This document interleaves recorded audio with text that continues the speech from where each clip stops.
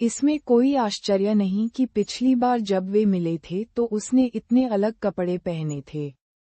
क्या आप बैयून शहर में हाई स्कूल जाने की योजना बना रहे हैं? जियान ए ने लापरवाही से पूछा। जी हॉक्स्यू ने सिर हिलाया। यह सही है। दादाजी बूढ़े हैं। मैं उनके साथ रहना चाहता हूँ और उनके साथ रहना चाहता हूँ। इसलिए मैं विदेश जाने की योजना नहीं बना रहा हूँ। बात बस इतनी है कि मैंने अभी तक कोई स्कूल नहीं चुना है। जब उसने विदेश शब्द सुना तो याओ जियाची ईर्ष्यालु दिखने से खुद को नहीं रोक सका। तुम्हारा नाम क्या है? जियान ए को अचानक याद आया कि वह दूसरे पक्ष का नाम नहीं जानती थी। बस मुझे हाउक्शु बुलाओ, अपने रिश्ते को बेहतर बनाने के लिए। जी हॉक्स्यू ने चतुराई से दूसरे पक्ष को उसे उसके उपनाम से बुलाने दिया। जियान ने सिर हिलाया और कहा, मैं एरजोंग में हूँ। स्कूल शुरू होने पर मैं दूसरे वर्ष में जाऊंगा। हमारा स्कूल बुरा नहीं है। आप इस पर विचार कर सकते हैं। बोलते समय वह जियाची को देखना नहीं भूली और कहा, मेरा भाई जियाची येगोंग में है। ये बैयून शहर में सबसे अच्छी शिक्षा गुणवत्ता वाला स्कूल होना चाहिए। आप इस पर भी विचार कर सकते हैं। जब जी हॉक्स्यू ने ये सुना तो उसने मासूमियत से जियान ए की ओर देखा। अगर मैं एरजहोंग जाता हूँ तो क्या मैं सिस्टर जियो ए की जूनियर नहीं बनूंगी? जी हाओसू पुराने मास्टर जी और जी हाओयू के संरक्षण में बड़े हुए थे। उसकी सारी मासूमियत उसकी हड्डियों से छलक रही थी। उनका संपूर्ण स्वभाव, दृष्टिकोण और अभिव्यक्ति अत्यंत स्वाभाविक थी। इससे किसी को असहजता महसूस नहीं हुई, बल्कि उसकी रक्षा करने की तीव्र इच्छा जागृत हुई। जियान ए ने पहले भी जियान यी पर यही अभिव्यक्ति देखी थी, लेकिन यह अंतर, यह एक दिखाओ और बताओ जैसा था। जियान ए मुस्कुराया और सिर हिलाया। मैं इस पर विचार करूंगा।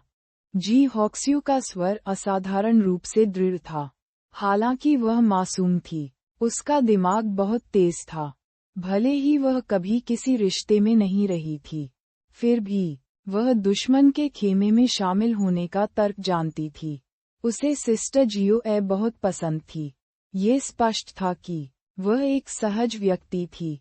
इसके अलावा बहन जियो ए के साथ दोस्ती करके उसे भविष्य में इस बड़े भाई को देखने के अधिक अवसर मिलेंगे। ये दोनों दुनियाओं में सर्वश्रेष्ठ था। आज का दिन एकदम सही था। बड़े भाई, मैं अभी भी आपका नाम नहीं जानता। ये देखकर कि समय आ गया है। जी हॉक्स्यू ने लापरवाही से पूछने का नाटक किया। पीछे सोचते हुए उसने उसका नाम और संपर्क विवरण नहीं पूछा। इससे उसे कुछ दिनों के लिए उदास महसूस करना पड़ा। वह दोबारा यह मौका नहीं चूक सकती थी।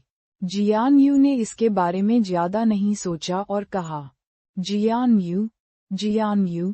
जी हॉक्सू ने पलकें झपकाईं। वही यू जो जैड है? जियान यू ने अपना सिर हिलाया। ऐसा नहीं है कि यू, ये प्रतिभा के समान ही यू है। जियान यू। जी हॉक्स्यू ने अपने दिल में नाम का स्वाद चखा और महसूस किया कि यह सुनना कितना सुखद था। यू का अर्थ था निखरना। इसका अर्थ आग भी हो सकता है, जो इस बड़े भाई के सनी स्वभाव के साथ बहुत अनुकूल था। शायद इसलिए कि वह जियान यू को पसंद करती थी। जी हॉक्स्यू को लगता था कि जियान यू हर चीज में परफेक्ट थी, यहाँ तक कि उनका नाम भी दोषरहित था।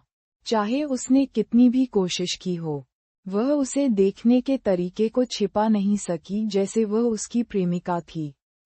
जियान ए को कभी भी पहली नजर में प्यार का अनुभव नहीं हुआ था, इसलिए वह हॉक्स्यू को समझ नहीं पाए अपने भाई के लिए अवर्णनीय प्रशंसा और प्यार। हालांकि उसने यह नहीं सोचा कि इसमें कुछ भी गलत था।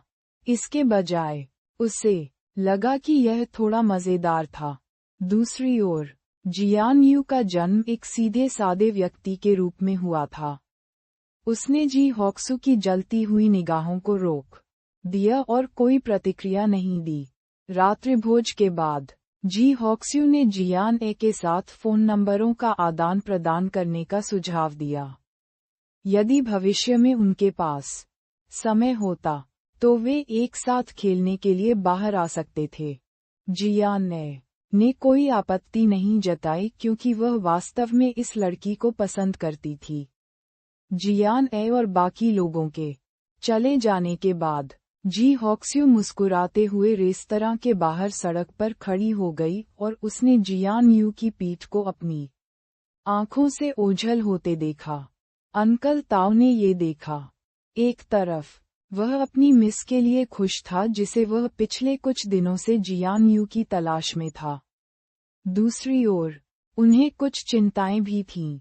उसने एक पल के लिए सोचा और कहा, miss young master how you खुश नहीं होंगे अगर उन्हें पता चला कि आप अब डेटिंग कर रहे हैं।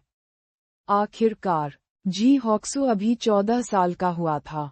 हालांकि वह पहले से ही इस उम्र में उत्तेजित हार्मोन के साथ किशोरावस्था में थी, फिर भी उसके लिए डेट करना बहुत जल्दी था, खासतौर पर इसलिए क्योंकि वह बहन थी जिसकी जी हाओयू परवाह करती थी।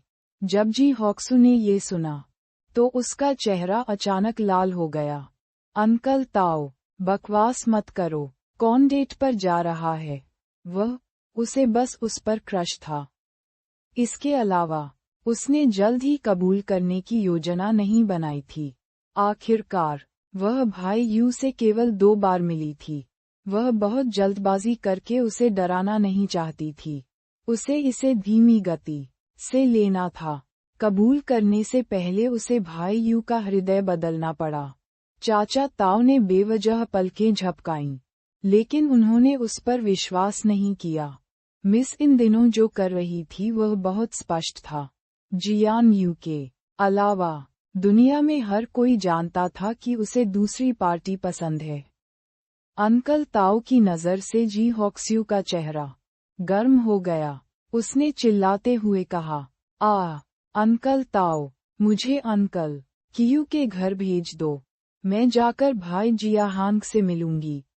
यंग मास्टर ने कहा कि आपको फिलहाल यंग मास्टर कियू के साथ खेलने की अनुमति नहीं है, अंकल ताओ ने उसे याद दिलाया। कियू जियाहांग पहले जी हॉक्स्यू को बार में लाया था और कुछ हुआ। जियान ए ने जी हाओयू के अधिकांश गुस्से को बुझा दिया था, इसलिए बाकी का असर स्वाभाविक रूप से कियू जियाहांग पर पड़ा। जब जी हॉक्स्यू ने ये सुना तो वह नाखुश होकर चिल्लाई, मेरा भाई मामूली बात का पहाड़ बना रहा है। आखिरकार पिछली बार जो हुआ वह मेरी वजह से हुआ। भाई जियाहांग मेरी वजह से किसी से लड़े। इसके अलावा बैयुन शहर में कियू जियाहांग के अलावा उसका कोई अन्य दोस्त नहीं था। पहले भाई जियाहांग की चोटें उससे अधिक गंभीर थीं। उसने सुना कि हालांकि उसे छुट्टी दे दी गई थी, वह अभी भी हर दिन घर पर पड़ा रहता था। मैं बस उसे देखने जा रहा हूँ। मैं उसके साथ खेलने के लिए बाहर नहीं जा रहा हूँ, जी हॉक्स्यू ने कहा। उसने अंकल ताओ की ओर देखा और कहा, अंकल ताओ, अगर आप मुझे वहां नहीं भेजेंगे तो मैं खुद चली जाऊंगी। ठीक है, मैं तुम्हें वहां भेज दूंगा। जब अंकल ताओ ने ये सुना तो उन्होंने तुरंत आत्मसमर्पण में हाथ उठाए। इस समय बैयुन सिटी अंतर्राष्ट्रीय हवाई अड्डे पर वीआईपी मार्ग पर काले मुखौटे वाले 4 विदेशियों को खींचा गया। उनका सामान और तेजी से आगे बढ़े। वहां 3 पुरुष और 1 महिला थी और उन सभी के चेहरों पर पथरीले भाव थे। उनके कदम एक जैसे थे और इस दृश्य ने अनायास ही आसपास के लोगों का ध्यान आकर्षित कर लिया। हालांकि उन चारों ने ऐसा व्यवहार किया मानो उन्होंने कुछ भी नहीं देखा और सीधे हवाई अड्डे से बाहर चले गए। वे एक काली लिंकन कार में सवार हुए और बैयुन शहर की ओर चले गए। बॉस, हम पहले ही चीन के बैयुन शहर पहुंच चुके हैं।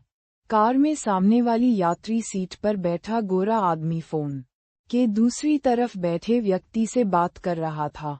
काल, काम सफाई से करो। फोन के दूसरी ओर से एक गहरी और ठंडी आवाज आई। काल नामक व्यक्ति ने सहज रूप से एक सम्मानजनक अभिव्यक्ति प्रकट की। जब उसने ये सुना, तो उसने कहा, बॉस, चिंता मत करो, हम में से कुछ लोगों के साथ मिलकर हम आपको निराश नहीं करेंगे। अच्छी बात है। फोन रखने के बाद पीछे की सीट पर लंबे भूरे बालों वाली विदेशी महिला ने अपने लाल होंठ उठाए और मुस्कुराए। बॉस एक छोटी सी बात का पहाड़ बना रहा है। वह सिर्फ एक लड़की है। क्या हमें साथ मिलकर काम करने की जरूरत है? काल ने ठंडे स्वर में कहा। हेलेना, अपनी सावधानी न बरतें। अगर कुछ भी गलत होता है, तो आप परिणाम जानती हैं। हेलेना लापरवाही से अपने उत्कृष्ट नाखूनों के साथ खिलवाड़ कर रही थी और उदासीन लग रही थी। वे पुराने साझेदार थे और एक दूसरे से बहुत परिचित थे।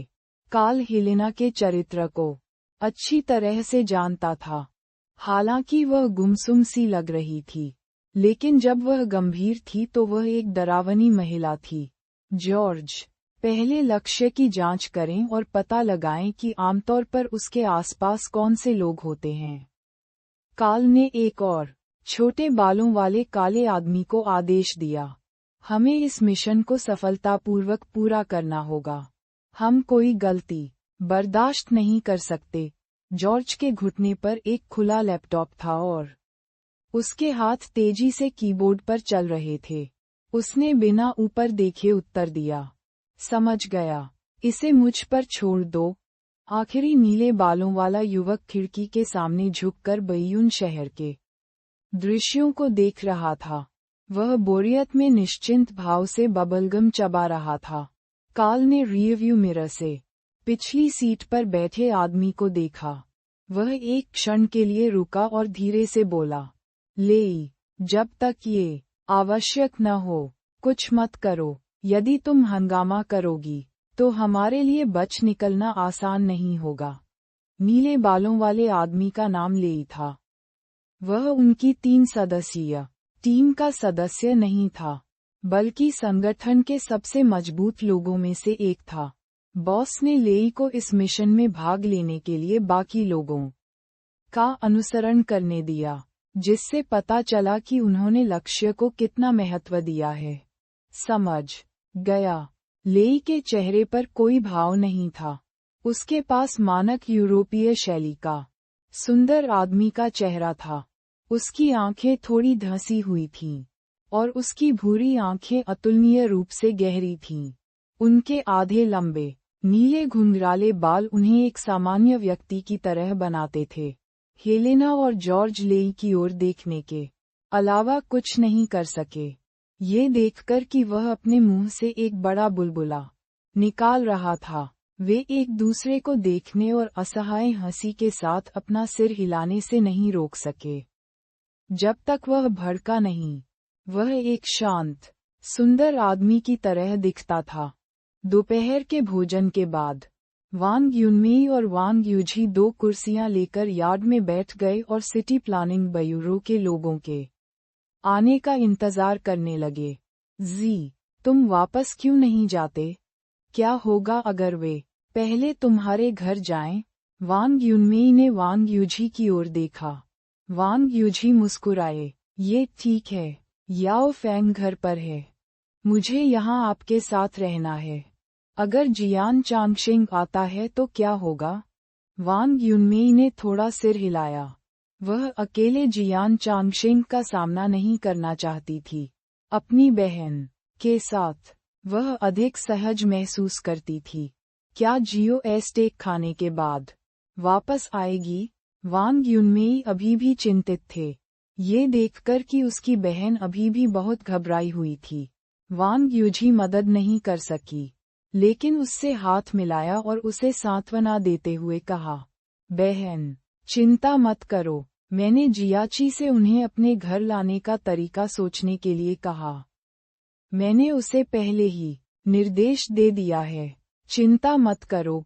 जैसे ही उसने बोलना समाप्त किया, काम के कपड़े पहने 4 लोगों ने आंगन से अपना सिर बाहर निकाला। नमस्कार, क्या आप मालिक हैं? हम सिटी प्लानिंग ब्यूरो से हैं।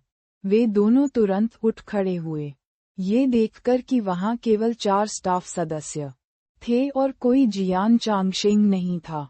वांग युनमेई ने राहत की सांस ली। उसने दरवाजा खोला और उन्हें अंदर जाने दिया।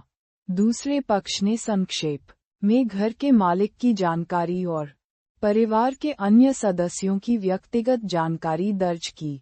फिर उसने आंगन का क्षेत्रफल मापा। वांग युनमेई और वांग युजी को इसके बारे में कुछ भी पता नहीं था। वे बस किनारे से देखते रहे। वे समय समय पर आंगन से बाहर देखते रहे। ये स्पष्ट था कि वे ये देखना चाह रहे थे कि क्या जियान चांगशेंग अचानक प्रकट होंगे। हालांकि माप पूरा होने तक उन्होंने किसी और को नहीं देखा। संपत्ति प्रबंधन कार्यालय में आपके पंजीकरण के आधार पर आपके पास साउथ सिटी में 3 आंगन हैं? वांग युनमेई ने सिर हिलाया। हाँ, सिटी प्लानिंग ब्यूरो के कर्मचारियों ने कहा। फिर हमें अन्य 2 घरों में ले आओ। इस तरह हम आपके नाम के तहत आंगनों को एक साथ पंजीकृत कर सकते हैं। बाद में गणना करना भी आसान है। दूसरों के लिए सुविधाजनक होना स्वयं के लिए सुविधाजनक होने के समान था। वांग युनमेई ने सिर हिलाया। बहन, मैं तुम्हारे साथ चलूंगा, वांग युजी ने कहा।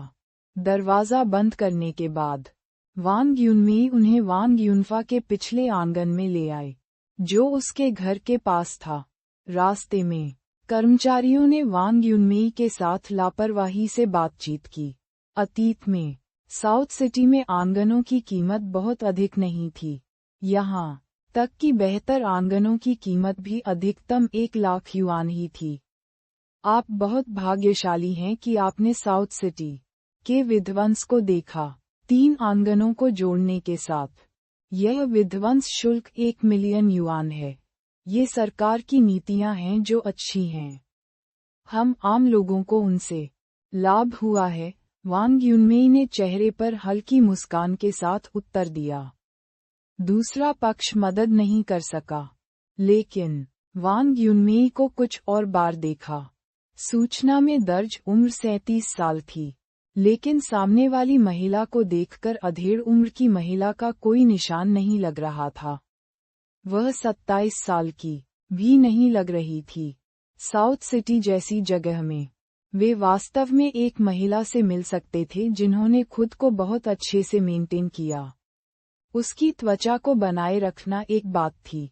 वास्तव में वांग युनमेई उस प्रकार के व्यक्ति थे जो प्राकृतिक सुंदरता के साथ पैदा हुए थे।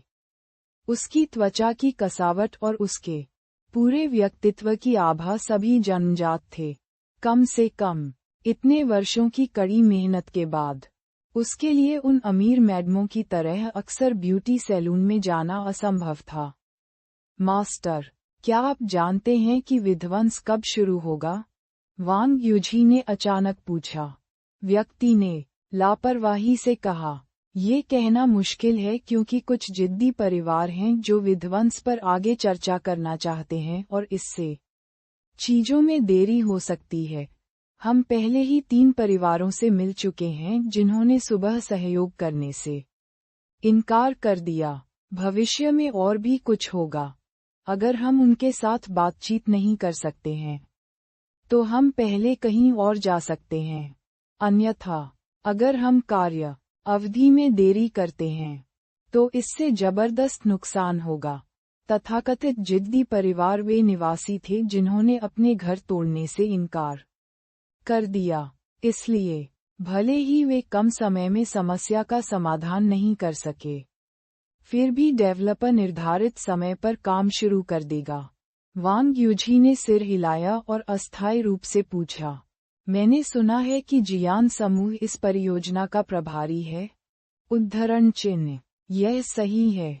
साउथ सिटी की विध्वंस परियोजना बइयुन शहर में पहली बड़े पैमाने पर विध्वंस परियोजना है। हमें सबसे अनुभवी निगम ढूंढना होगा, दूसरे पक्ष ने समझाया। ये सुनकर वांग यूझी और वांग युनमेई एक दूसरे को देखने के अलावा मदद नहीं कर सके। ये पता चला कि जियान समूह साउथ सिटी के विध्वंस का प्रभारी था। पहला यार्ड नापने के बाद वे साउथ सिटी की ओर चल पड़े। कुछ ही देर में उन्होंने सूट पहने कुछ अधेड़ उम्र के पुरुषों को अपने सामने इकट्ठा होते देखा। वे साउथ सिटी की गली में खड़े होकर बातें कर रहे थे। नेतृत्व करने वाला व्यक्ति जियान चांगशेंग था। वांग युनमेई ने उसे देखा और जल्दी से वांग यूझी का हाथ खींच लिया। जियान चांगशेंग।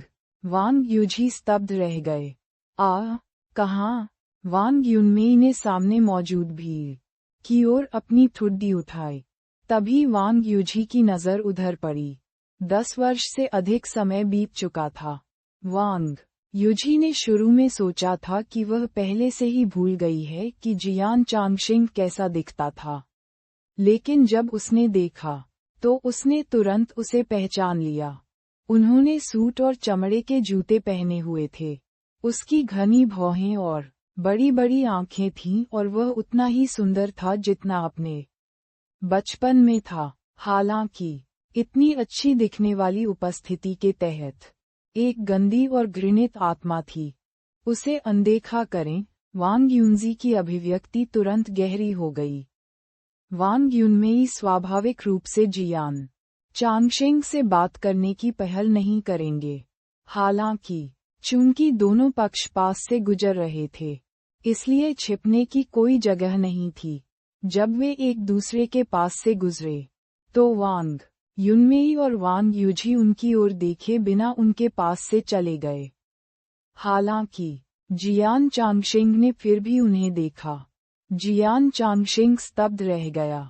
प्रतिक्रिया देने के बाद उन्होंने संकोच नहीं किया और अपने बगल वाले व्यक्ति से कहा, मेरे लिए रुको।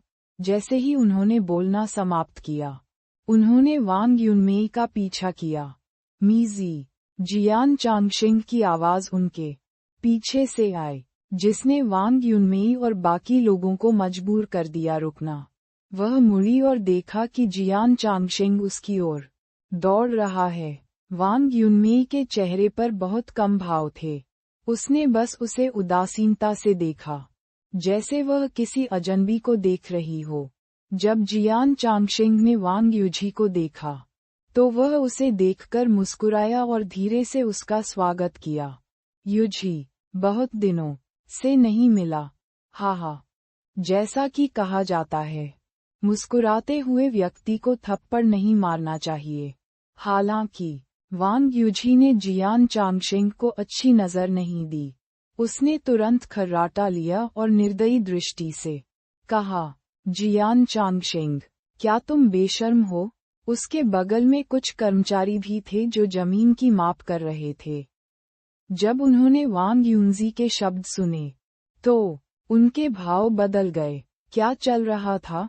जियान ग्रुप के सीईओ से इस तरह बात करने की उसकी हिम्मत कैसे हुई? जियान चांगशेंग को देखकर उसके चेहरे पर कोई गुस्सा नहीं था। इसके बजाय वह मुस्कुरा रहा था। वे वांग युनमेई और उसकी बहन को आकार देने के अलावा कुछ नहीं कर सके। उन्होंने मन ही मन सोचा, ये दो लोग कौन हैं? उनकी निगाहों को महसूस करते हुए वांग युनमेई को थोड़ी शर्मिंदगी महसूस हुई। वह मुड़ी और अपने पीछे के कर्मचारियों की ओर देखा। उसने शर्मिंदा होकर कहा, माफ करें, क्या आप एक पल के लिए मेरा इंतजार कर सकते हैं? हम बात करना चाहेंगे।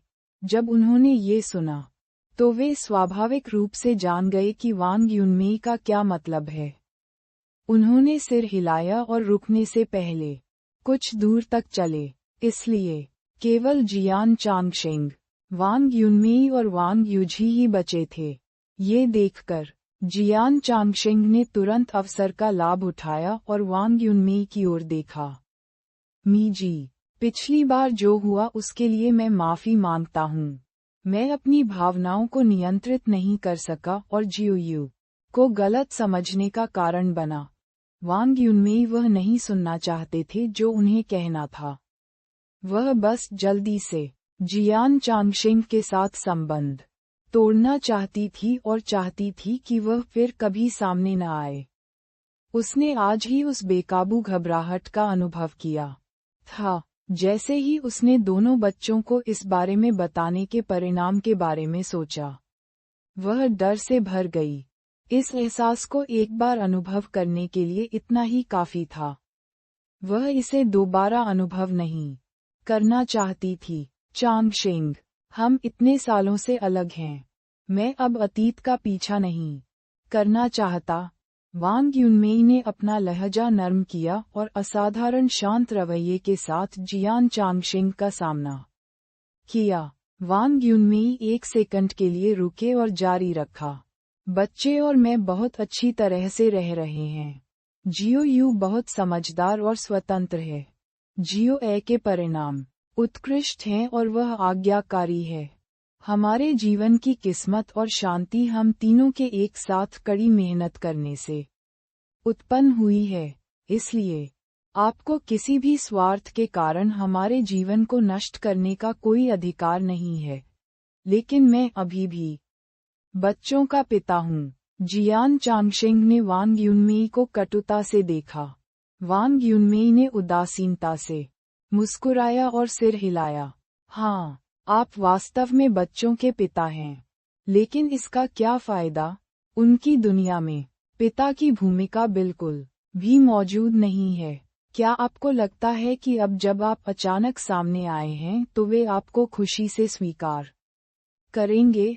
जियान चांगशेंग के कुछ भी कहने की प्रतीक्षा किए बिना वांग युनमेई ने दृढ़ अभिव्यक्ति के साथ अपना सिर हिलाया। वे ऐसा नहीं करेंगे। आप उनके लिए केवल दर्द और नफरत लाएंगे। ये भावनाएं उनके लिए बेकार हैं। आप उन्हें ये क्यों लाएंगे? सिर्फ इसलिए कि आप बच्चों के पिता हैं और आप उन्हें देखना चाहते हैं? चांगशेंग, लोग इतने स्वार्थी नहीं हो सकते। अगर अब भी तुम में ज़मीर है तो हमसे अजनबी जैसा व्यवहार करो। आपका अपना परिवार और बच्चे भी हैं। अगर एक दिन उन्हें इस बारे में पता चल गया तो आप खुद को कैसे संभालेंगे? इस समय वांग युनमेई असाधारण रूप से शांत थे। उसने ये भी सोच लिया था, उसका प्रतिरोध और संघर्ष समस्या का समाधान नहीं कर सका। उसे इस बारे में जियान चांगशेंग से बात करनी थी। वांग युनमेई की बातें सुनकर जियान चांगशेंग बहुत देर तक चुप रहा, जैसे कि वह ये समझने की कोशिश कर रहा हो कि उसका क्या मतलब है। वह एक चतुर व्यक्ति थे। वह शुरू से ही बहुत सारे सिद्धांतों को जानता था, लेकिन वह अनिच्छुक था। जियान चांगशेंग को वांग युनमेई और दो बच्चों के प्रति दोषी महसूस हुआ। जियान यी और जियान येचेन को अपना भरपूर पिता जैसा प्यार देना गलत लगा। यह ऐसा था मानो अतिरिक्त पितृ प्रेम जियान यू और जियान ए के लिए था। यदि वह उन्हें यह नहीं दे सका तो सदैव अपराध बोध के दलदल में फंसा रहेगा। वह नहीं जानता था कि वह अपने दोनों बच्चों को कितना देखना चाहता था या क्या ये सब सिर्फ उसका उद्धार था। मीजी, जियान चांगशेंग ने दर्द भरी अभिव्यक्ति के साथ अपना मुंह खोला। ऐसा लग रहा था जैसे हजारों शब्दों पर उसका गला रुंध गया हो, लेकिन वह कुछ भी नहीं कह सका। वांग युनमेई ने मुस्कुराते हुए इसे खारिज कर दिया। मुझे जो कहना था वह मैंने पहले ही कह दिया है। उस पिता के प्यार को दूर कर दो, जिसे तुम्हारे पास रखने के लिए कहीं नहीं है। जब उन्हें इसकी आवश्यकता थी तब आपने उन्हें यह नहीं दिया। अब जब उन्हें इसकी आवश्यकता नहीं है, तो आपको इसे उन पर थोपने की जरूरत नहीं है। दीदी, चलो, मुझे ऐसे व्यक्ति से बात करने में घृणा महसूस होती है, वांग युजी ने कहा। वांग युनमेई ने सिर हिलाया, लेकिन पीछे मुड़ने के बाद वह रुक गईं। इस बार वह पीछे नहीं मुड़ी। वांग युनमेई ने ठंडे स्वर में कहा, मैं एक माँ हूँ। मेरे लिए बच्चे हमेशा सबसे महत्वपूर्ण होते हैं। अगर कोई उन्हें ठेस पहुंचाएगा तो मैं उन्हें छोड़ूंगा नहीं। चांगशेंग, मैं जो कहना चाहता था वह पहले ही कह चुका हूँ। यदि तुमने 2 बच्चों के सामने आकर कुछ ऐसा कहने का साहस किया जो तुम्हें नहीं कहना चाहिए, तो मैं तुम्हें तुम्हारी पत्नी और बच्चों से अलग कर दूंगा और तुम्हें शांति नहीं मिलेगी। अपना ध्यान रखना। इसके साथ ही वांग युनमेई वांग यूझी के साथ चले गए। वह अपनी पत्नी और बच्चों से अलग हो गया और उसे शांति नहीं मिली। ये शब्द एक ठंडे तीर की तरह थे जो तुरंत जियान चांगशिंग के अंगों को भेद गए। उसने मेइजी को ऐसे चौंकाने वाले शब्द कहते कभी नहीं सुना था, लेकिन उसका स्वर इतना गंभीर था कि यह निर्विवाद था। जब जियान चांगशिंग ने कियाओ शुई, यी और येचेन के बारे में सोचा तो वह अपनी मुट्ठी बंद करने से खुद को नहीं रोक सका। शायद उसे अब और दृढ़ नहीं रहना चाहिए। क्या ये जानना पर्याप्त नहीं था कि वे अच्छा कर रहे थे? वांग यूझी को पकड़ने और राहत की सांस लेने से पहले वांग युनमेई काफी देर तक चलीं। जब उसने वो आखिरी बुरे शब्द कहे तो उसका दिल जोर से धड़क उठा। ऐसा लग रहा था मानो उसने खुद को डरा लिया हो।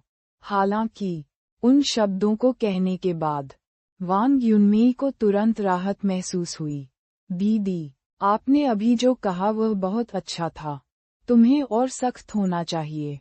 वांग यूझी ने सोच समझकर वांग युनमेई की पीठ थपथपाई और कहा, अगर वह आपको परेशान करना जारी रखता है तो सीधे उसकी पत्नी के पास जाएं और उसे वह सब कुछ बताएं जो उसने आपके साथ अतीत में किया था। मैं देखूंगा कि क्या उसमें अभी भी आपके जीवन को बाधित करने की ऊर्जा है। जब वांग युनमेई ने ये सुना तो वह केवल असहाय रूप से अपना सिर हिला सकी। कुछ बातें ऐसी थीं जो वह सिर्फ कह सकती थी, यहाँ तक कि उन्हें कहने से भी उसका दिल डर सकता है। उन्हें करना तो दूर की बात है, वह ऐसा नहीं कर सकी।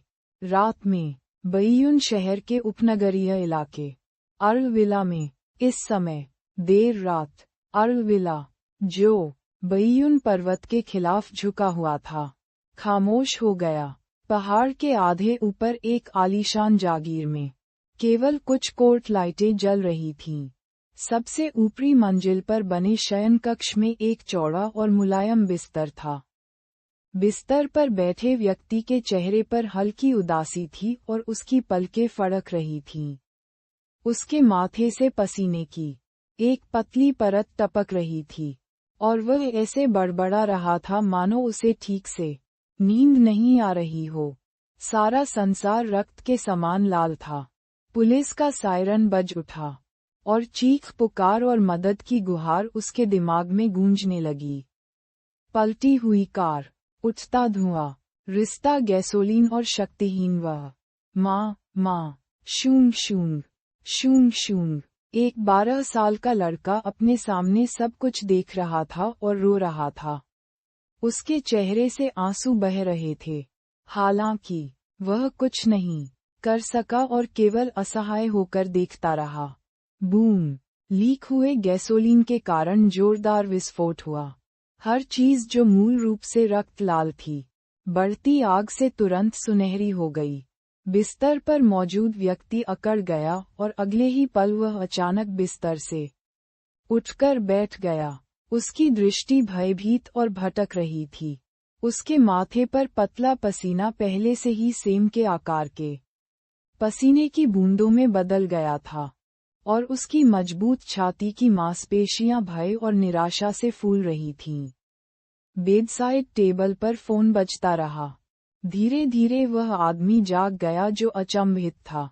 एक पल के लिए शांत होने के बाद वू बी ने लापरवाही से अपना फोन उठाया। स्क्रीन पर नंबर थोड़ा अजीब था। ऐसा लग रहा था जैसे यह विदेश से आया हो। हेलो, वू बी ने कठोर स्वर में कहा। फोन के दूसरे छोर पर मौजूद व्यक्ति अपनी सांसें रोकने के अलावा कुछ नहीं कर सका। फिर उसने ध्यान से कहा, हे भगवान, तुम इतनी बेदम क्यों हो? मैंने तुम्हें परेशान नहीं किया, है ना? वू बी तुरंत शांत हो गए। क्या तुम पागल हो? तुमने मुझे अचानक क्यों बुलाया?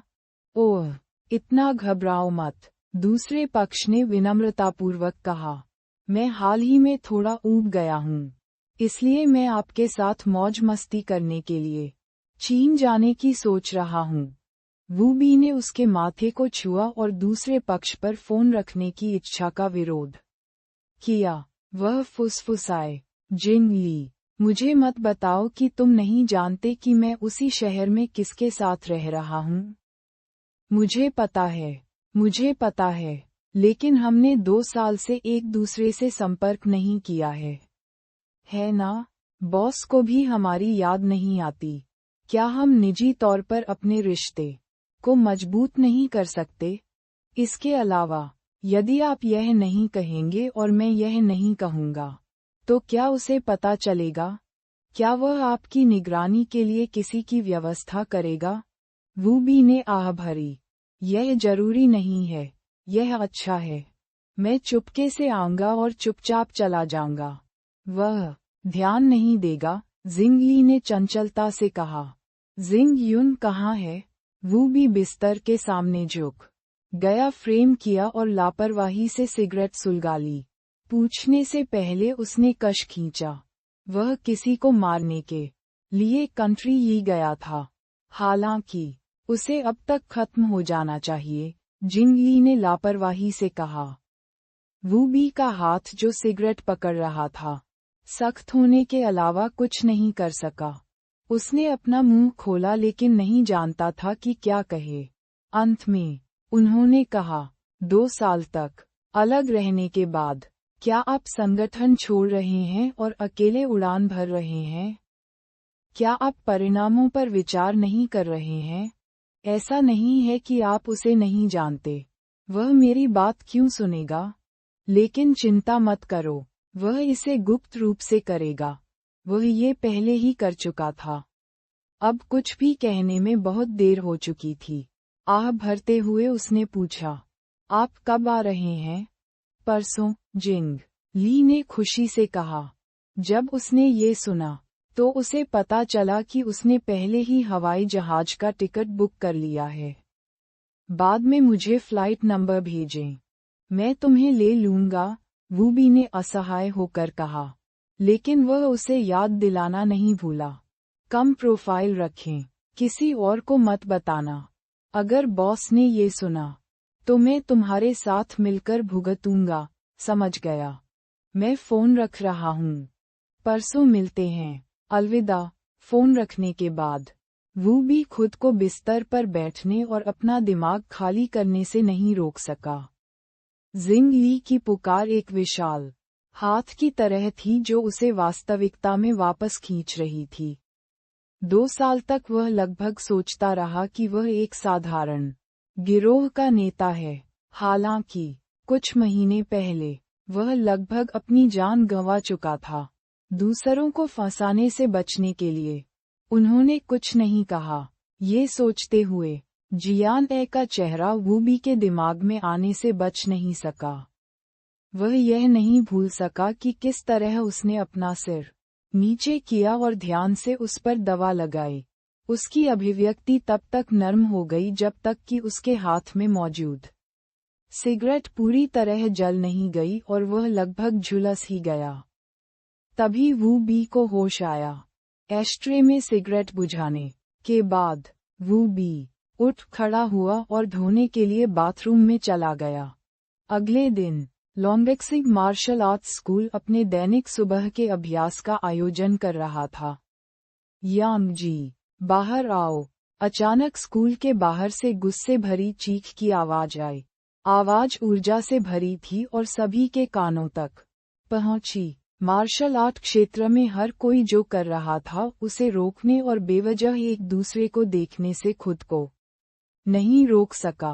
पिताजी, आवाज से ऐसा लगता है कि यह पड़ोस के झेनहुआ का मालिक लियांग है, यांग जियाओवन ने आगे बढ़कर कहा। यांग जी ने सिर हिलाया। जाओ, दरवाजा खोलो और उन्हें अंदर बुलाओ। Longxing martial arts school Zhenhua martial arts school के बगल में था। अतीत में वे दोनों चीन में पारंपरिक मार्शल आर्ट स्कूल थे, इसलिए कुछ प्रतिस्पर्धा थी। हालांकि झेनहुआ मार्शल आर्ट्स स्कूल के ऐसे रूपांतरित होने के बाद कि उनका ध्यान विदेशी मार्शल आर्ट पर केंद्रित हो गया। दोनों स्कूलों के बीच लंबे समय तक बातचीत नहीं हुई।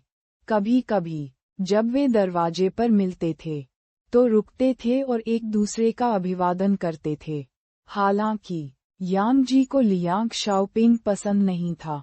वह पाखंडी और शक्तिशाली था। लेकिन यांग जी ने केवल उसे देखा और उसे उजागर नहीं किया। आखिरकार वे अक्सर मिलते थे, इसलिए उसे ये सब सहना पड़ा। यांग जियाओवन सहमत हो गई और दरवाजा खोलने के लिए बाहर चली गई। जियान ने, ली मोबाई और बाकी लोगों ने अचानक सोचा किसी चीज का। क्या उनके और दूसरे पक्ष के छात्रों के बीच संघर्ष के कारण दूसरे पक्ष ने अचानक दरवाजा खटखटाया? इस घटना को घटित हुए काफी समय हो गया था। पहले तो उन्हें लगा कि दूसरा पक्ष उनके स्कूल को चुनौती दे सकता है। हालांकि दूसरे और तीसरे दिन कोई हंगामा नहीं हुआ। जैसे जैसे समय बीतता गया, वे धीरे धीरे भूल गए। अप्रत्याशित रूप से वे आज दरवाजा खटखटाने आए। मास्टर, कुछ ऐसा है जो हम आपको नहीं बता पाए हैं। ली मोबाई आगे बढ़े और अपना सिर नीचे कर लिया। यांग जी कुछ कहने ही वाले थे कि उन्होंने देखा कि यांग जियाओवन पहले ही लोगों का नेतृत्व कर चुके थे। लियांग शाओपिंग नेता थे और उनके पीछे झेनहुआ मार्शल आर्ट्स स्कूल के 10 से अधिक शिष्य थे। उनमें से अधिकांश ने ताइक्वांडो कपड़े और जूडो कपड़े पहने हुए थे। उन सभी के चेहरे पर निर्दयी भाव थे और वे खतरनाक दिख रहे थे। जियान ने एक नज़र में यांग जी के पास खड़े युवक को पहचान लिया। वह वही व्यक्ति था जिसे उसने लात मारी थी। जब दूसरे पक्ष ने जियान को देखा तो उसने तुरंत उसकी ओर इशारा किया और कहा, मास्टर, यह वह है। ये देखकर यांग जी थोड़ा नाराज हुए बिना नहीं रह सकी। फिर उसने लियांग शाओपिंग की ओर देखा और ठंडे स्वर में कहा, भाई लियांग, इससे आपका क्या मतलब है? यांग जी, आपके शिष्य ने मेरे मार्शल आर्ट स्कूल के किसी व्यक्ति को घायल कर दिया। आपको इसके लिए स्पष्टीकरण देना होगा, है ना? लियांग शाओपिंग ने अपनी गर्दन उठाई और अहंकार से कहा। जब निंग ज़ेगसुआन ने ये सुना तो उसने गुस्से में कहा, आप ही हैं जिन्होंने इसे पहले शुरू किया था। आपके लोग जानबूझकर परेशानी की तलाश में थे। आप पिटाई के लायक हैं। ज़ेगसुआन, असभ्य मत बनो, यांग जी ने ठंडे स्वर में कहा। वे वरिष्ठता को लेकर बहुत सजग थे। चाहे कुछ भी हो, निंग ज़ेगसुआन एक जूनियर था। वह लियांग शाओपिंग से इस तरह बात नहीं कर सका। इसके अलावा एक गुरु के रूप में क्या वह अपने शिष्य को धमकाने देगा? यांग जी ने ली मोबाई की ओर देखा और पूछा, मोबाई, मुझे बताओ क्या हुआ?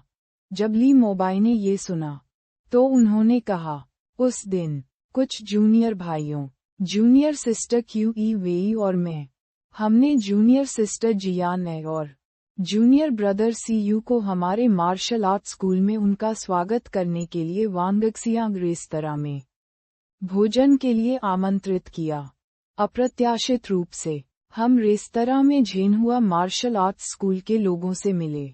जैसे ही हम मिले, उन्होंने हमारा मजाक उड़ाया और लोंगक्सिंग और हम में से बाकी लोगों का अपमान किया। बाद में जूनियर सिस्टर जियान इसे बर्दाश्त नहीं कर सकी। अब इसलिए उसने उनमें से एक पर हमला किया। इसके साथ ही ली मोबाई ने झेनहुआ के समूह की ओर क्रोधपूर्ण भाव से देखा। फिर उसने यांग जी से कहा, मास्टर, वे हमें बहुत ज्यादा धमका रहे थे। हम शुरू में इसे शांति से निपटाना चाहते थे क्योंकि हमें परेशानी न पैदा करने के लिए मास्टर के निर्देश याद थे।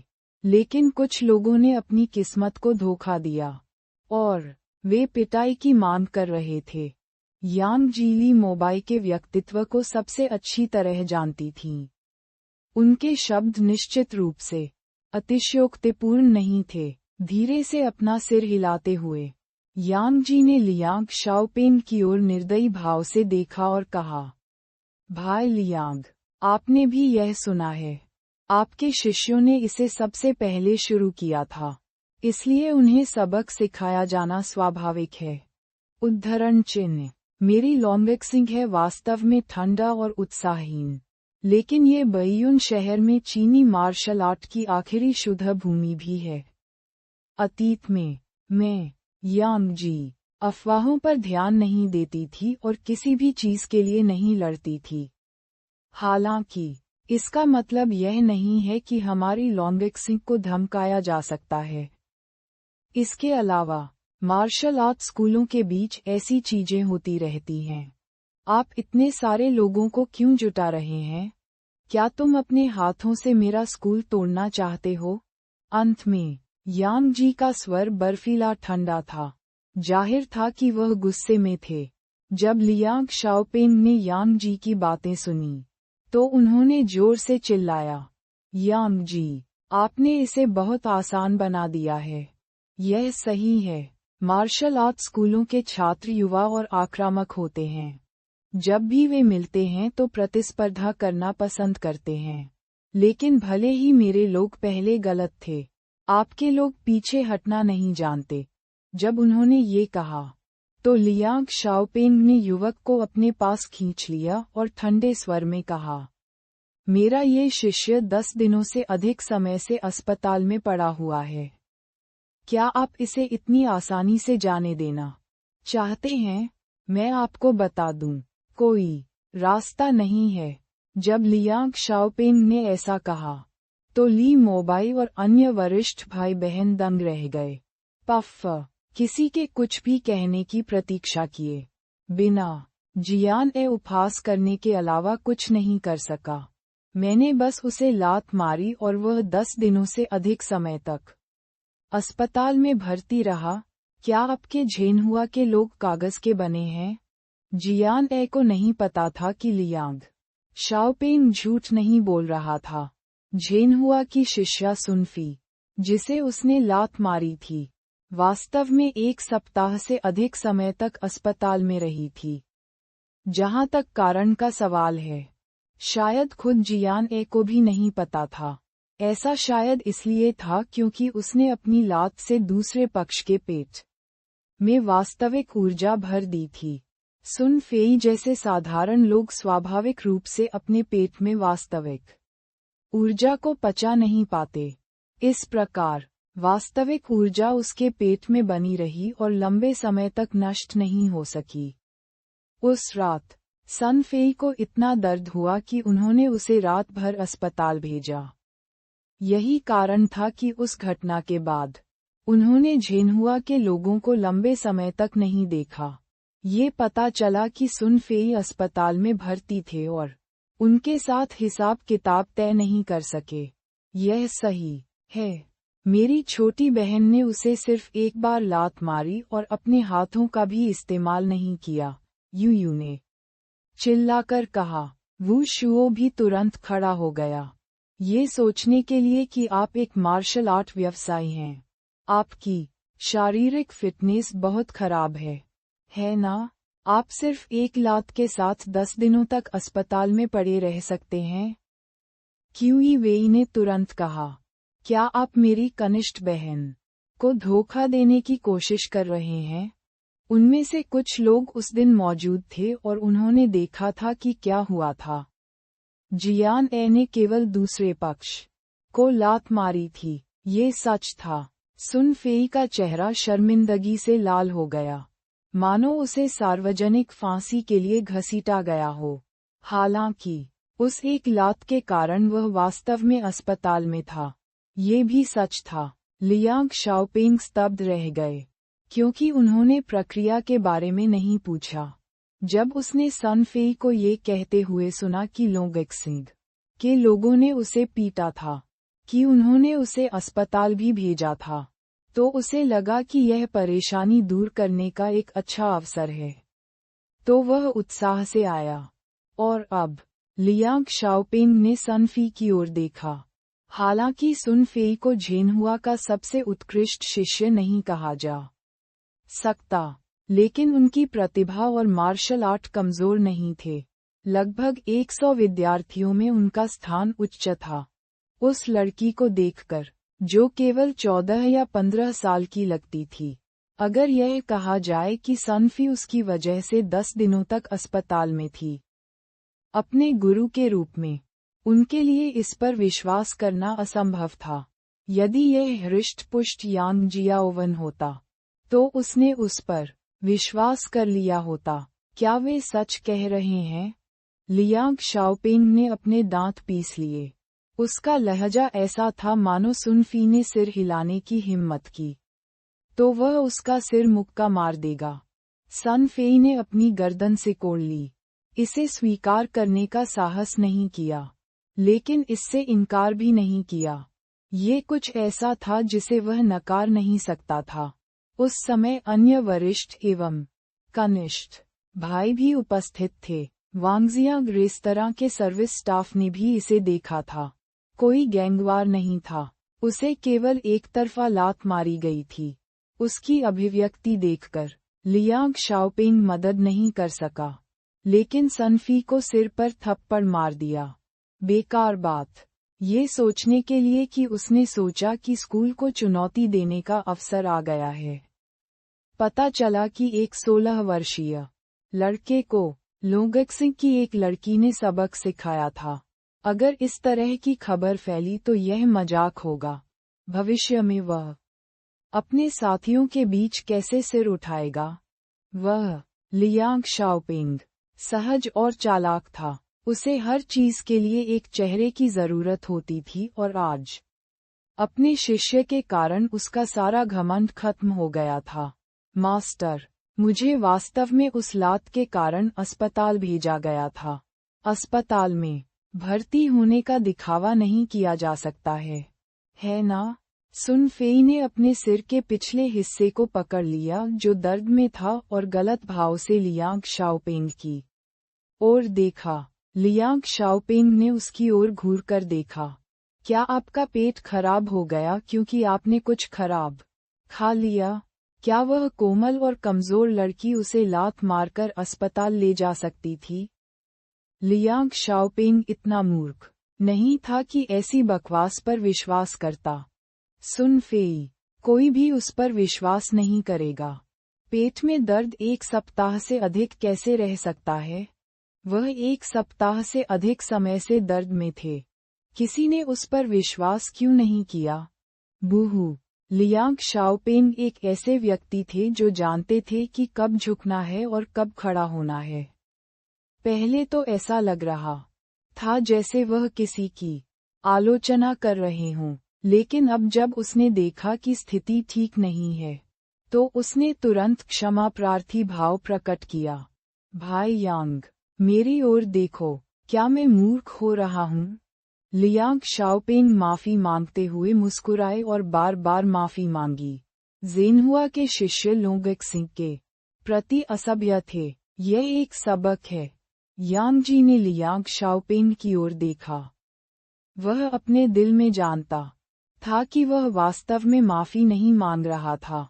लोंगक्सिंग से डरना तो दूर की बात है, इसके बजाय लिंगसिंग की एक लड़की ने उनके शिष्य को घायल कर दिया।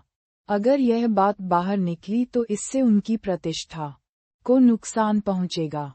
लियांग शाओपेंग को अपने मार्शल आर्ट स्कूल की प्रतिष्ठा सबसे अधिक पसंद थी।